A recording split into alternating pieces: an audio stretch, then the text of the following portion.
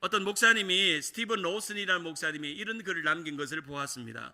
거듭남은 하나님이 행하신 가장 큰 기적입니다.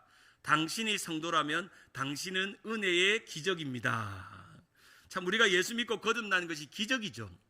우리가 어떤 대단한 능력이 있고 또 공로가 있고 자격이 있어서 우리가 거듭나고 구원받고 하나님 자녀가 된 게 아니라 참 내가 예수 믿은 게 순간순간 기적 같아요. 특별히 이민 오셔서 또 예수 안 믿던 분들이 또 예수 믿게 된 건, 뭐 모태신앙들은 뭐 자연스럽게 예수 믿게 됐지만, 그래서 옆에 분에게 한번 축복합시다. 당신은 은혜의 기적입니다. 시작.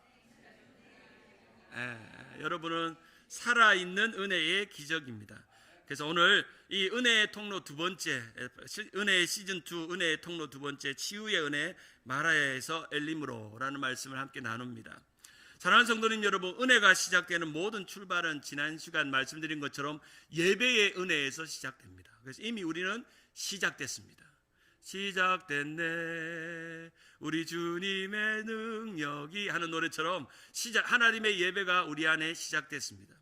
하나님과 우리와 좋은 관계 속에서 예배하는 사람으로 우리를 만들어주시고 세상의 수많은 피조 만물 중에서 오직 유일하게 우리에게만 예배를 원하십니다.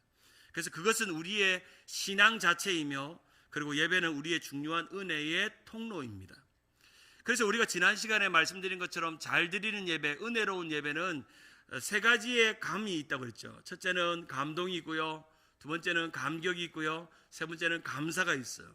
여러분, 이 예배 드리는데 감격과 감동과 감사가 있으면 나는 예배 잘 드리고 가는구나. 예배 마치고 집에 가는데 내가 감격과 감동과 감사가 내 마음에 머물고 있으면 나는 은혜 받았구나 라고 말할 수 있는 것입니다.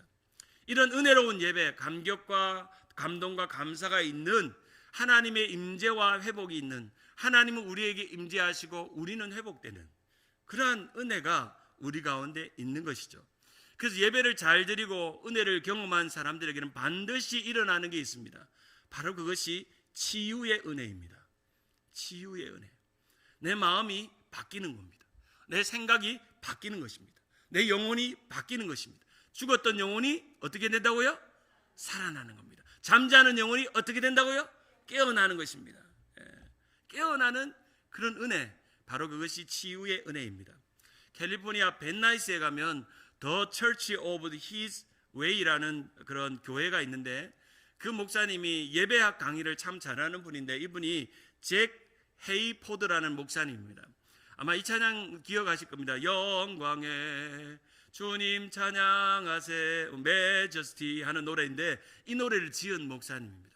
그래서 많은 사람들에게 예배를 강의하고 예배를 설명하는 그런 강연을 많이 하시는 훌륭한 목사님이 벤나이스에 있는 어떤 목사님인데, 이 목사님이 쓴 책, 주님의 임재를 경험하는 Manifest Present라고 말하는 이 주님의 임재를 경험하는 책에 보면 이렇게 설명하고 있습니다.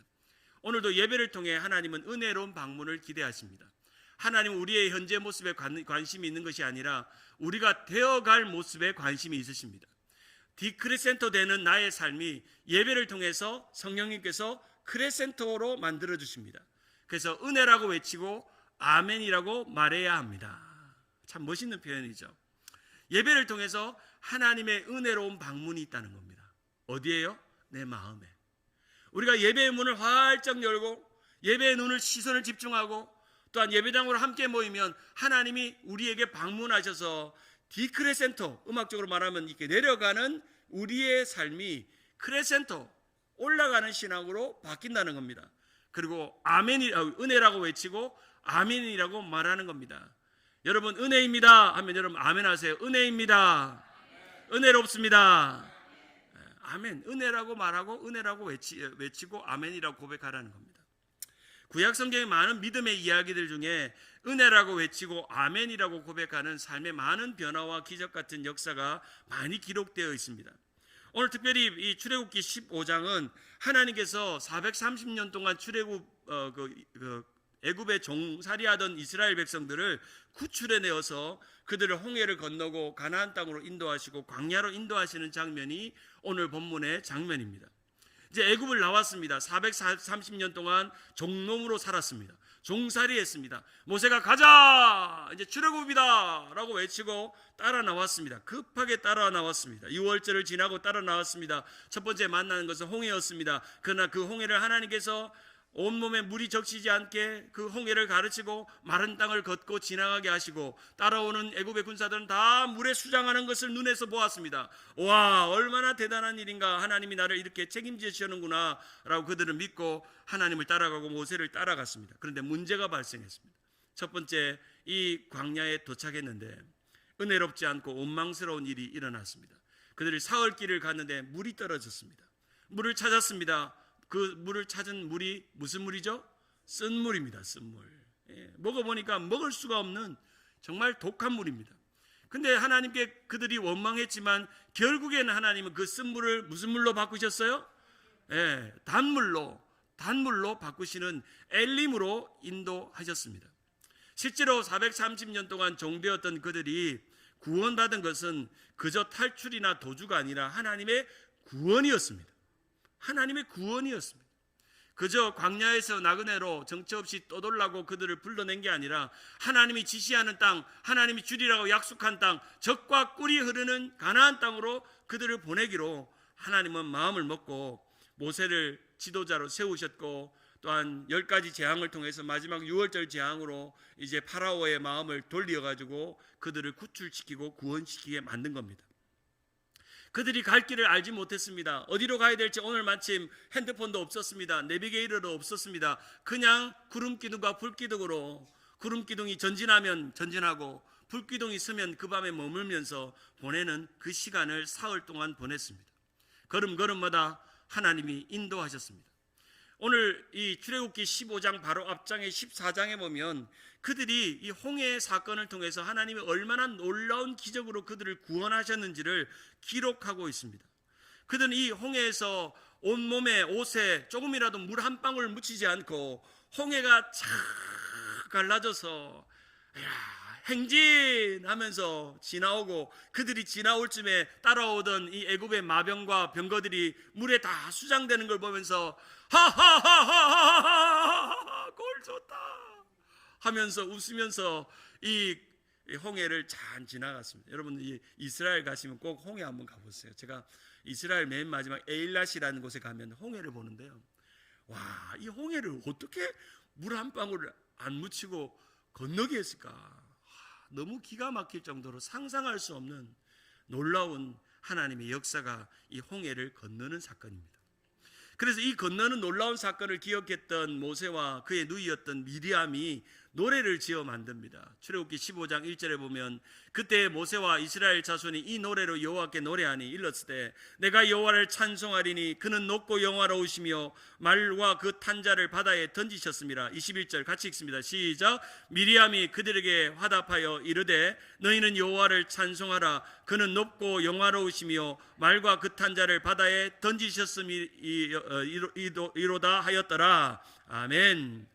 바로 하나님께서 나를 구원하신 노래를, 말과 탄자를 바다에 던지신 것을 노래하면서 감격합니다. 내가 주를 찬송하니 높고 영화로우신 주, 말과 적군을 죽이셨네. 그런 노래가 있어요. 이렇게 불렀겠죠. 막 주면서 하나님께서 우리의 인생을 책임져 주신다, 얼마나 감격이고 감사한가 하나님을 노래했던 것입니다. 그런데 그 행복했던 시간, 은혜로운 예배도 잠깐 지나고 광야의 시간이 그들에게 기다리고 있습니다. 그들이 도착한 첫 번째 광야의 이름을 한번 따라할까요? 수르 광야. 수르 광야였습니다. 출애굽기 15장 22절에 보면 모세가 홍해에서 이스라엘을 인도하여 그들을 나와 수르 광야로 들어가서 사흘 길을 걸었으나 뭘 얻지 못했다고요? 물을 얻지 못했습니다. 물을. 수르 광야로 가보니까, 자, 이제 홍해를 지나오니까 뭐 푸른 초장이 펼쳐질 줄 알았는데 그들 눈앞에 놓인 건 광야였습니다. 사막이었습니다. 마른 땅이었습니다. 그리고 모래와 바위들 뿐이었습니다. 실제로 이 광야의 시간을 들여다보면 이스라엘 백성들이 애굽에서 나와서 가나안 땅으로 가려고 할 때 직선 거리로는 320km, 마일로는 한 200마일 정도면 가는 거리였습니다. 200마일. 그러면 우리 교회에서 200마일이 어느 정도 되는가를 계산해 보면 저기 데스밸리, 또는 프레지노 정도가 200마일 갑니다. 멀어요, 가까워요? 가깝잖아요. 가깝죠? 우리 한번 걸어가 볼까요? 걸어가면 한 10일 정도면 갑니다. 그런데 이 차로 가면은 3시간 반이면 가는 이 시간을 너무나도 어이없게 우리가 성경에서 기억하는 것은 40년 동안 뺑뺑이 돕니다. 여러분 이해가 되세요? 예? 이 3시간 반, 차로 3시간 반, 걸어서 10시간이면 이제 10일이면 가는 이 거리를 왜 하나님은 뺑뺑이 돌리실까? 그래서 어떤 분은 그래요. 자기가 고난을 만나고 광야를 만나면 우리 하나님은 또 나를 뺑뺑이 돌리시네. 그렇게 말한다고 하는 거예요. 자, 그림을 한번 볼까요? 이스라엘 백성들이 만났던 여러 광야들이 그림에 등장하는데, 혹시 그림에 등장하는데 첫 번째 스루 광야, 에담 광야가 있고, 두 번째는 신 광야가 있고, 세 번째는 신의 광야가 있고, 네 번째는 바란 광야가 있고, 다섯 번째는 지인 광야, 흔히 성경에는 신 광야라고 하는데 영어 표현은 지인 광야라고 부르는 이 5가지의 광야 속에서 그들은 40년을 돕니다. 직선거리로 10일만 가야 될 그 거리를 뺑뺑 하나님께서 돌리십니다. 여러분 왜 하나님께서 그렇게 40년 돌리셨을까요? 훈련시키는 거죠. 훈련시키는 거죠. 왜 훈련이 됐을까요? 그들은 불순종했기 때문에, 불순종의 결과로 그들이 훈련의 시간들을 지나오게 된 것입니다. 스루 광야는 다른 말로 에담 광야인데, 이 에담이라는 말은 애굽 말로서 바위와 성벽이라는 뜻입니다. 그만큼 스루 광야에는 나 홍해를 짠 건너갔더니 푸른 초장이 펼쳐진 게 아니라 황량한 광야가 눈앞에 펼쳐져 있습니다. 사랑하는 여러분, 우리의 인생은 항상 축제하고 예배할 시간만 있습니까? 아니면 광야의 시간도 옵니까? 광야의 시간도 오죠. 우리의 인생 여정에 날마다 예배만 드리고 감격만 있고 홍해 같은 기적만 일어나면 얼마나 좋겠습니까? 그런데 우리의 삶에는 자주자주 하나님이 나를 광야의 시간으로 보내십니다. 광야의 장소로 보내십니다. 자주 이 광야의 공간에서 목마르고 외롭고 거칠고 또한 갈증이 나는 영적으로 고달픈 시간들을 하나님은 보내십니다. 그런데 분명한 것은 그 시간도 내가 원하는 시간은 아니지만 누가 원하는 시간이라고요? 하나님이 원하는 시간입니다. 사랑하는 여러분, 여러분의 인생의 광야의 시간을 지금 만나고 있나요? 광야를 지금 지나고 있나요? 어두운 깊은 광야와 메마르고 고달프고 또한 갈망이 많은 이 시간들을 보내고 있나요? 하나님 왜 나에게 이런 광야를 주셨나요? 저는 저 푸른 초장을 가고 싶은데 왜 나에게 이런 광야만 계속 되냐고 물으시면, 그것은 하나님이 우리에게 가르치시고 훈련시키는 시간이고 나를 테스트하고자 하는 하나님의 마음이 있음을 발견해야 되는 시간입니다. 오늘 우리에게 삶의 어떤 순간순간마다 예배할 준비가 되어 있느냐고 물을 때, 우리는 홍해를 건너는 기적 같은 능력을 체험했을 때도 예배해야 하지만 우리의 삶에 쓴물 마라를 눈앞에 만나는 수루 광야와 같은 시간에도 하나님을 예배할 준비가 되어 있어야 합니다. 우리가 우리의 인생을 한번 이렇게 돌아보고 하나님이 내 인생을 인도하신 걸 보면, 우리가 하나님께서 우리의 삶을 인도하신 그 거리가 최단 거리입니까? 아니면 둘러간 거리입니까? 둘러간 거리가 대부분입니다. 최단 거리면 200마일, 그리고 하루에 10일이면 갈 거리를 하나님의 이스라엘 백성들을 둘러 인도하십니다. 특별히 이 수루 광야는 최단 거리가 아니었습니다. 특별히 하나님께서 이 이스라엘 백성들을 이 네게브 해안길, 여러분이 그림에 보셨다시피 그림 한번 다시 보여주실까요? 해안으로 애굽을 건너서 저쪽 해안으로 갈릴리 쪽으로 저기 유대로 가면 제일 빠른 길, 직선길인데 왜 굳이 수루 광야, 에담 광야를 지나오게 하셨는가를 성경은 이렇게 말하고 있습니다. 성경은 그들이 이 땅을 지나가다가 블레셋을 만나서 하나님을 원망하고 그 길을 돌이킬까 하나님께서 그 길로 인도하셨다는 말씀을 기록하고 있습니다. 왜 하나님은 가까운 길, 빠른 길, 쉬운 길을 놔두고 왜 먼 길, 더딘 길, 어려운 길로 그들을 인도하셨는지를 우리는 생각해 보아야 합니다. 그 속에는 이스라엘 백성들이 블레셋을 만나서 또 가다가 원망하고 불평하다가 그 길을 멈출까 봐, 다시금 애굽으로 돌아갈까 봐 하나님이 일부러 블레셋을 피해서 실제로 이 블레셋 사람들이 네게브 해안을 지배하고 있었기 때문에 그들을 만나서 놀래서 도망갈까 봐 광야로 그들을 우회시키고 인도하셨던 것입니다. 사랑하는 여러분, 우리가 광야의 길을 가는지만 그 광야가 힘들지만 그 길이 하나님이 원하시는 길이라면 그 길은 좋은 길입니다. 아멘. 내가 지금 이 광야를 만났는데 이 광야를 좀 거부하고 싶지만 여전히 깊은 광야로 들어가고 있다면, 그것이 하나님이 원하는 길이라고 믿어진다면 여러분 그 길이 좋은 길이라고 믿으시길 바랍니다. 하나님 나를 좋은 길로 인도하시는구나. 그들이 이제 수르 광야 사흘길을 지났습니다.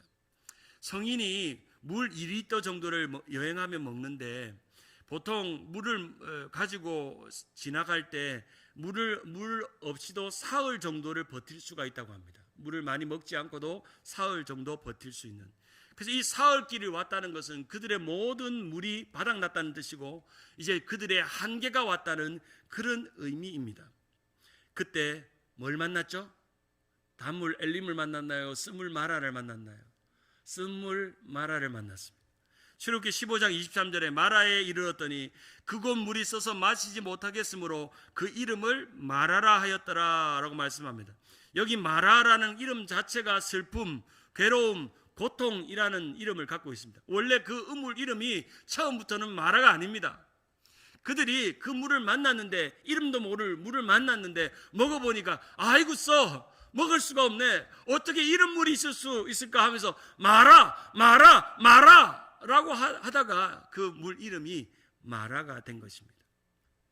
조금 전만 해도 그들이 홍해의 큰 물을 지나와서 하나님을 찬양하며 말과 적군을 이겼다고 찬양하던 그들이 사흘만 딱 지나고 곤고한 시간이 딱 오고 물이 똑 떨어지니까 그들은 마라 인생으로 바뀌더라는 겁니다. 마라 인생으로 원망과 불평의 소리가 나온 것이죠. 그들의 연약한 입술에 찬양했던 그 입술은 싹 사라지고 원망하고 불평하는 마라의 시간이 그들에게 온 것입니다. 사랑하는 여러분, 여러분의 인생에 마라를 만나면 여러분은 어떻게 말하고 어떻게 마음 먹고 어떻게 반응하십니까? 훌륭하십니다. 훌륭하십니다. 그런데 우리는 원망하고 불평할 때가 너무너무 많습니다.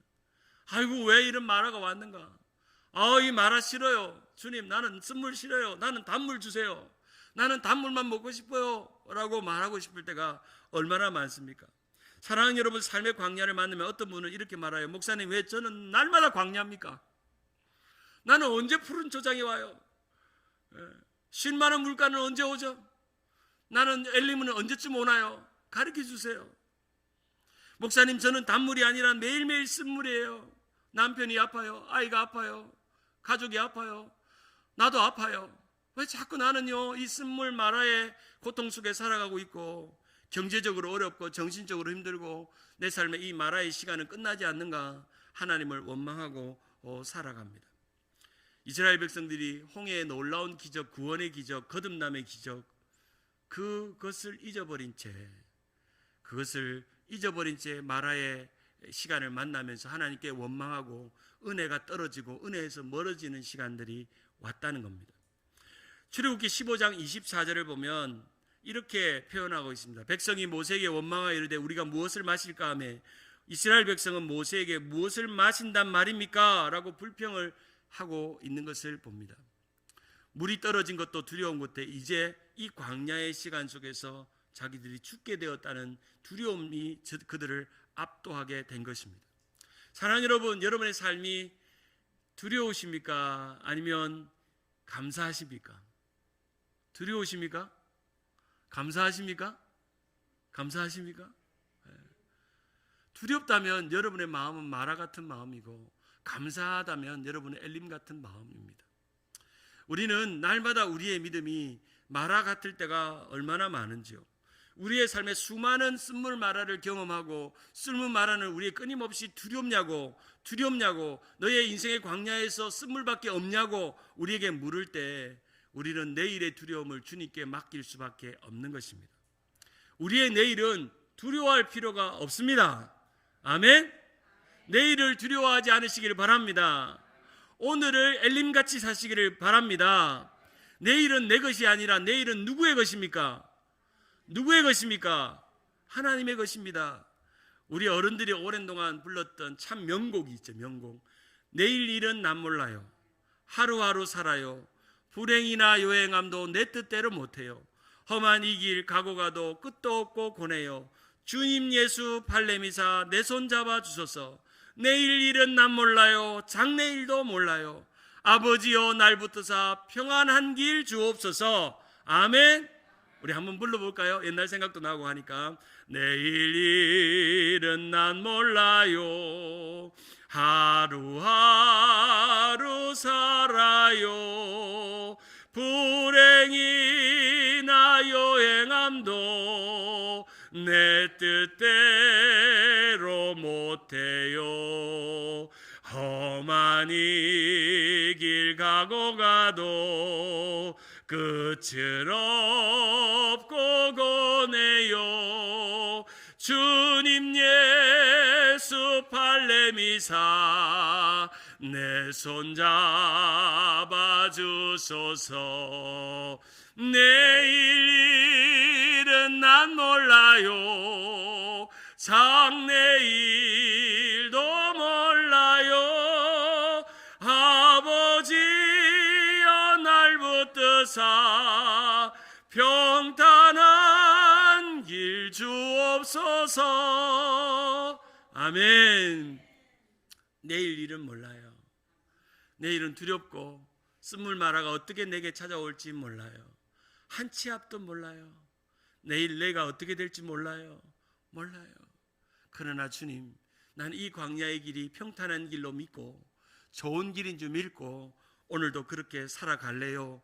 그렇게 고백하는 여러분 되기를 바랍니다. 우리의 삶에 쓴물마라를 만나면 두려운 것이 아니라 하나님을 오히려 찬양하고 기뻐하고 예배해야 될 줄 믿습니다. 쓴물의 입술이 찬양의 입술로 기도의 입술로 바꿀 때 치유의 은혜가 임합니다. 하나님의 예비하신 엘림의 능력을 보게 됩니다. 불평과 원망은 은혜를 떨어뜨리게 하는 가장 중요한 원인입니다. 은혜를 쉽게 잃어버리게 만들어요. 우리가 이렇게 주일날 예배 한 시간을 통해서 은혜를 많이 받았다가도 집에 가서 갑자기 내 입에서 툭 원망하고 불평하면 받았던 은혜는 금방 쏟아져 버립니다. 금방 잊어버려요. 짜증이 나고 피곤하고 남에 대한 비난하는 마음이 생기고 원망하는 마음이 생기고 이놈의 집구석 하는 순간 은혜는 다 떠나가 버리고 내가 은혜가 받은 마음, 감사하는 마음, 감격하는 마음, 감동하는 마음 다 잃어버리고 순식간 마귀는요, 우리가 은혜 받은 마음을 금세 가져가 버립니다. 금세 없애버립니다. 그리고 그 은혜, 원망하고 불평하는 마음은 나만 써지는 게 아니라 내 집안 식구, 아내, 남편, 가족, 형제들 다 쓴물로 만들어버립니다. 영혼의 쓴물로 만들어버립니다. 엄마가 짜증이 가득하고 불평과 원망이 가득하면 아이들도 그대로 담습니다. 짜증과 원망이 가득합니다. 사랑하는 여러분, 우리의 인생이 운전이라면 운전할 때 제일 잘하는 방법은 운전대 잡은 사람한테 맡기는 겁니다. 그렇죠? 내가 감나라 말라 막 남편하고 특별히 운전하다가 싸우잖아요. 안 싸워요? 저만 싸워요? 왜 좌회전 하는데 왜 미리 좌회전 안 하냐고. 왜 우회전 하는데 우회전 미리 안 들어가냐고. 왜 당신은 지나가냐고. 운전에만 집중하라고.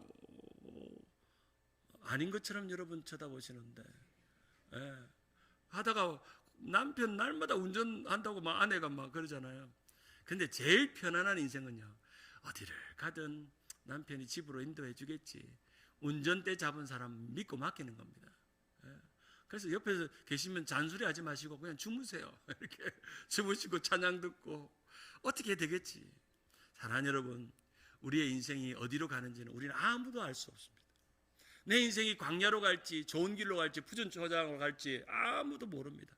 그런데 우리 운전대를 잡는 하나님께 그냥 맡기세요. 하나님, 나는 내 일도 모르고 내 일도 모릅니다. 내 일도 모르고 내 일도 모릅니다. 그냥 하나님 맡깁니다.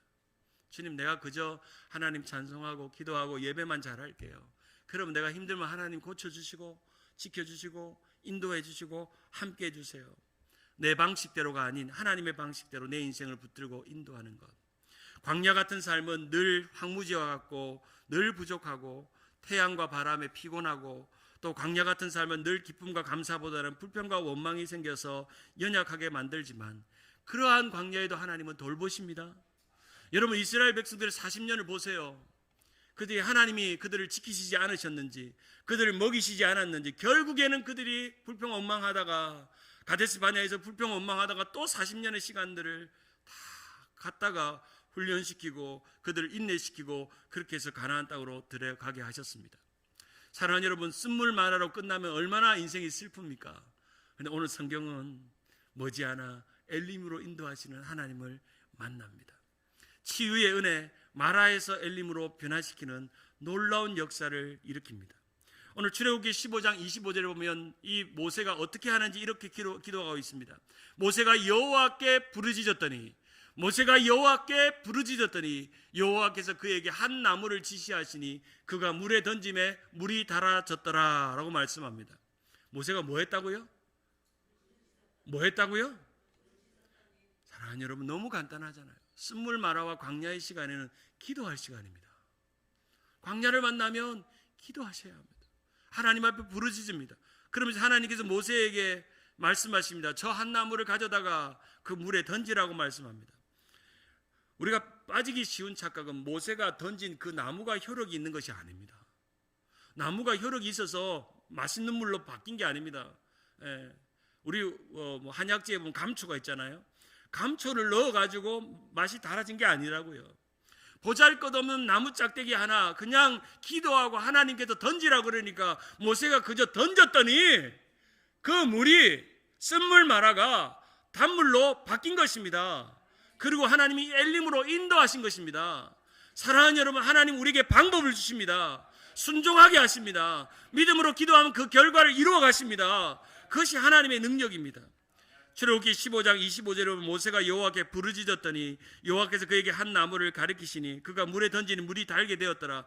여호와께서 그들을 위하여 봇도와 율례를 정하시고 그들을 시험하실세, 시험했다는 겁니다. 이스라엘 백성들을 인도했던 지도자가 정말 부르짖고 내가 시키는 대로 이 보잘것없는 이 막대기가 무슨 능력이 있을까라고 생각했는데 그 막대기를 던졌더니 하나님께서 그것을 통해서 놀라운 일들을 일으키게 하신 것입니다.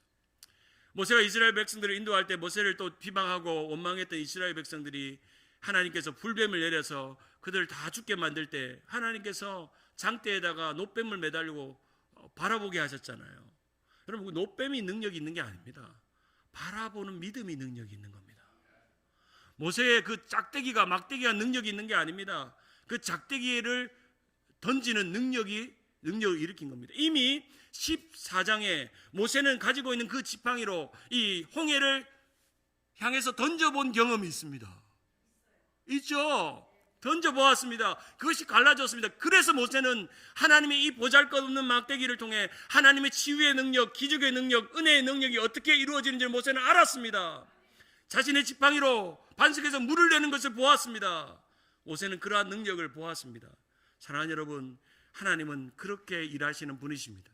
우리의 기도를 통해서, 우리의 순종을 통해서 쓴물 마라가 단물로 바뀌는 것입니다. 그러면서 출애굽기 15장 26절에 내가 누구인지 하나님이 자신이 누구인지를 설명하십니다. 출애굽기 15장 26절 같이 한번 읽어봅니다. 이름으로 시작. 이르시되 너희가 너희 하나님 나 여호와의 말을 들어 순종하고 내가 보기에 의를 행하며 내 계명에 귀를 기울이며 내 모든 규례를 지키면 내가 애굽 사람에게 내린 모든 질병 중 하나도 너희에게 내리지 아니하리니 나는 너희를 치료하는 여호와임이라. 아멘. 우리가 알잖아요. 치료의 하나님이 라파의 하나님, 여호와의 라파의 하나님이 여기 등장합니다. 이스라엘 광야 시간 속에서 병원이 어디 있습니까? 40년 동안 그들이 가나안 땅에 지나가는데 뭐 좋은 약이 있었겠습니까? 좋은 의사가 있었겠습니까? 그들의 의사는 하나님이셨습니다. 하나님이 그들을 고치시고 낫게 하시고 먹이시고 치료하셨습니다. 그 믿음을 이 쓴물 마라를 통해서 알게 하시고 깨달아지게 하신 것입니다. 사랑하는 여러분, 우리가 질병이 걸리고 진단을 받고 우리가 의사 선생님한테 병명을 알게 되어도 그것을 치료하는 분은 우리 여호와 라파 하나님이신 줄 믿으시길 바랍니다. 우리가 매일 아침 약을 먹고 의사가 병원에 가서 약국에 가서 약 타라고 해서 CVS 파머시에 가서 약을 타오지만 그 약을 효력 있게 하시는 분은 하나님인 줄 믿으시길 바랍니다. 하나님이 그 능력의 치료의 하나님이십니다. 그 놀라운 치료의 능력을 일으키십니다. 그 보잘것없는 막대기를 쓴물 마라에 던졌더니 단물로 바뀌었고, 그리고 이제 얼마 지나지 않아서 쓴물 마라 옆에 12샘이 있고 70개의 종려나무가 있는 오아시스를 발견하게 됩니다. 마라와 엘림의 거리가 얼마 정도 되냐면 마일로 7마일입니다. 7마일 정도 되는 거리입니다. 여기서 하버시티 정도 됩니다. 하버시티. 가까워요? 멀어요? 멀어요? 가깝죠. 조금만 가면, 차로 가면 10분, 걸어가면 뭐 한 1시간 걸리겠죠. 하버시티. 걸어서도 갈 수 있는 거리. 바로 눈앞에 엘림이 기다리고 있는데도 이스라엘 백성들은 쓴물 마라를 만났다고 원망하고 불평합니다. 사랑하는 여러분, 광야의 시간을 살고 있고 쓴물 마라를 만나면 곧 얼마 지나지 않아서 엘림이 있다는 걸 기대하시기 바랍니다. 기대하시라. 개봉 박두. 우리의 엘림이 기다리고 있다는 걸 믿으셔야 합니다. 보이지 않아도, 그게 언제 올지 알지 못해도 그 엘림의 시간이 있다는 것을 기대하셔야 합니다.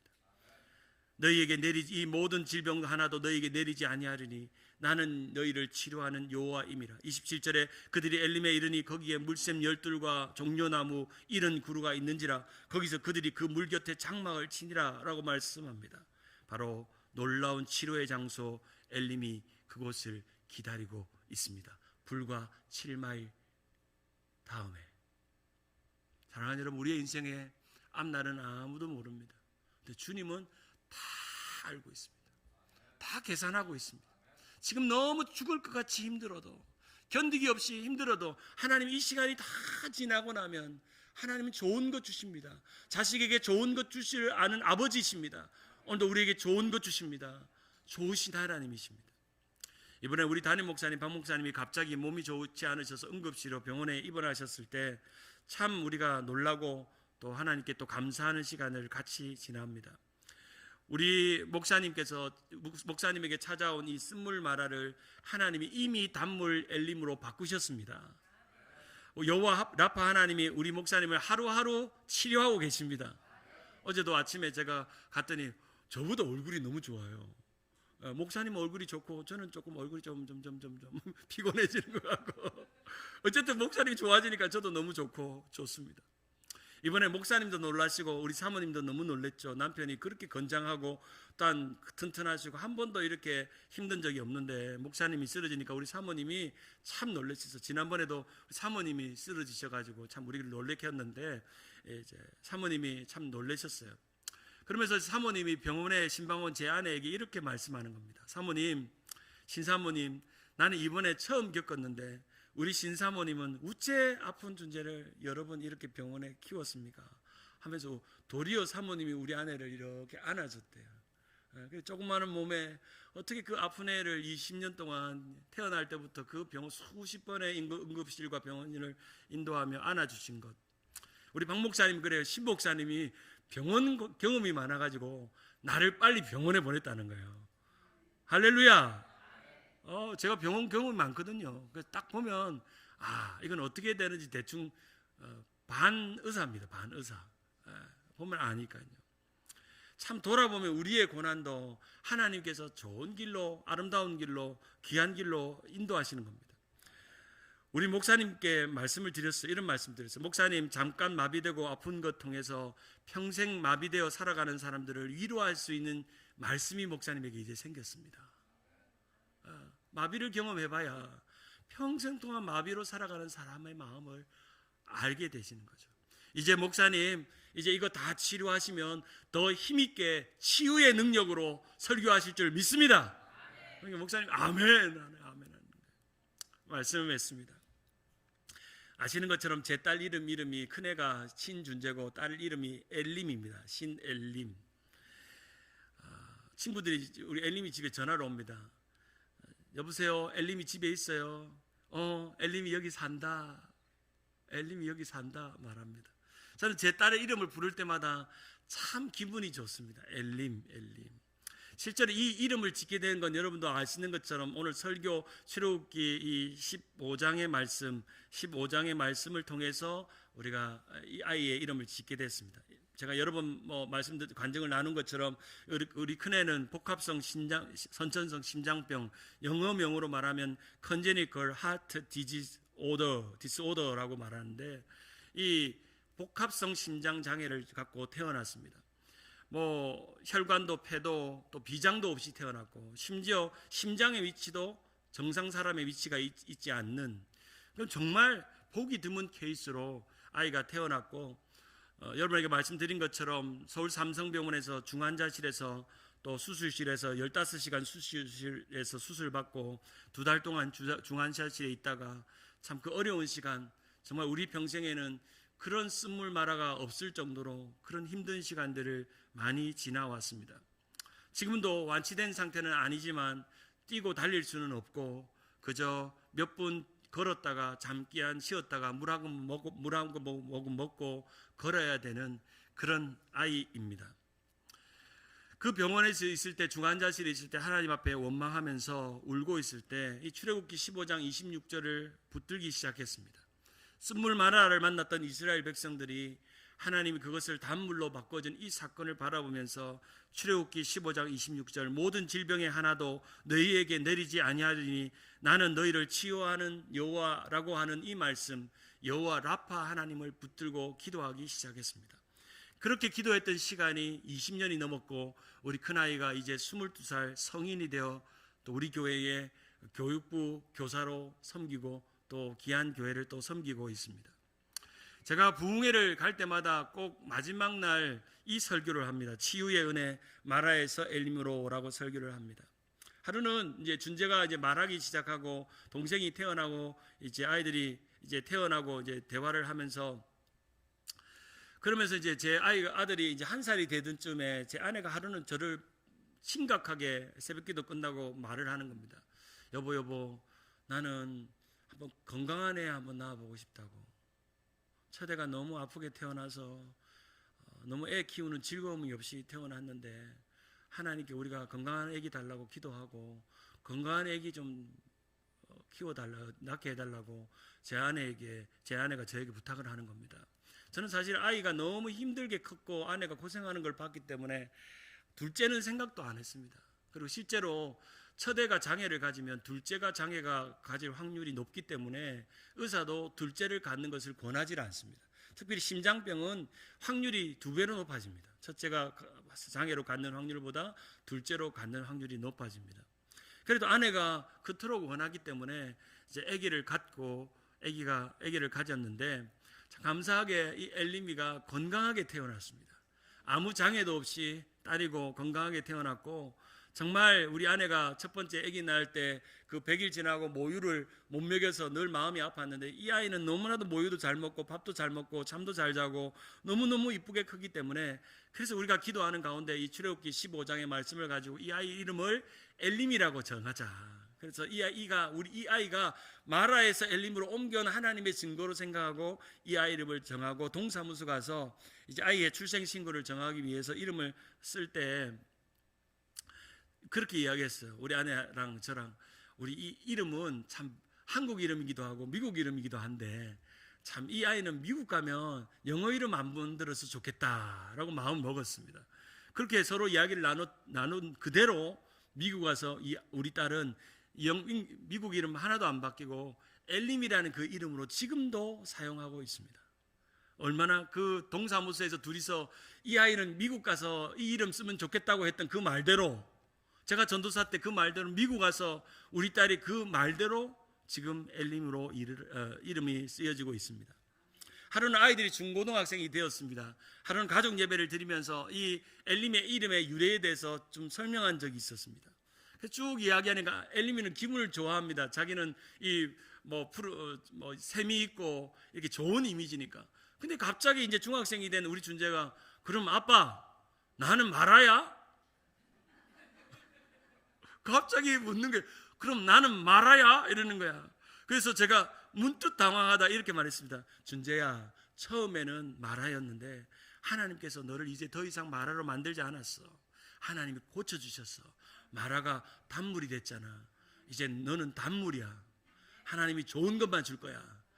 아멘? 우리 아들이 아멘 하는 거예요. 그 이후로부터 아이들하고 약속한 게 있습니다. 이 출애굽기 15장 마라와 엘림의 설교를 할 때마다 마라였던 우리 준지의 이름을 말하게 되고 엘림의 이름을 말할 때마다 100불씩 주기로 했습니다. 왜냐하면 저작권이 있기 때문에. 자기 이름을 공개적으로 말할 때는 항상 100불의 허락을 받고 주라는 말을 했기 때문에 아마 이 설교 끝나고도 아마 100불 달라고 할지도 모릅니다. 그래서 지금 아직 내가 이 설교를 했다는 말을 하지 않습니다. 사랑하는 여러분, 마라도 은혜고 엘림도 은혜인 줄 믿으시기 바랍니다. 어쩌면 엘림보다 마라에서 더 많은 것을 배울지 모릅니다. 광야의 시간, 고난의 시간을 통해서 그 은혜를 배우는 것입니다. 사랑하는 여러분, 하나님의 은혜는 반드시 우리에게 치유의 은혜로 오기 때문에 쓴물 마라로 끝나지 않고 단물로 그리고 엘림으로 여러분의 인생을 인도하실 줄 믿습니다. 지금이 고통스럽고 괴로워도 머지않아 엘림이 옵니다. 그날이 옵니다. 모든 것이 치유되고 모든 것이 회복되고 모든 것이 하나님의 은혜로 살아갈 그날을 바라보는 우리 모든 성도들 되기를 주님의 이름으로 축원합니다.